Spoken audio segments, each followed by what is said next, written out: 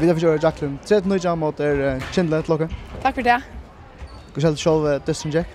Han gick som vi dachtade han skulle gå allt. Ja. Vi var rullat händra på den vägen och komma väl fram och vi hållde stövn och ökade bara alla två. Så det var som vi dachtade.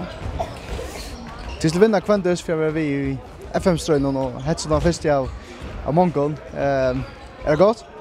Ja, alltid gott att vinna. Och det är spännande när man ska vinna alla disterna. Så är det alltid dister en final. Så man är nöjd att vara 100% klar kvar för. Så det är spännande, ja. Birger Venjan säger ett disten senast att det vunnit vi nästan 20 mål att det runt några nudjar stöver och spelar taktik av. Kom det att han med värsket det? Ja, det är alltid alltid har kommit också stört. Ja, jo. Vi rönar kvar det jag någon men Kindle är ett gott liv en öle starkare värje och ja, man nötter att spela rätt gott för att komma till så det är finnas det. Men vi klarar gott där man stäcker bara Atlantisten och vi får 30 mål legal så det är fint. Det är allt. Jacqueline, det var Charles Sundagen och hur ska det tacklas? Han ska vinnas. Alltså vi tar inte annat väl än att vinna och helst vinna vid några mål.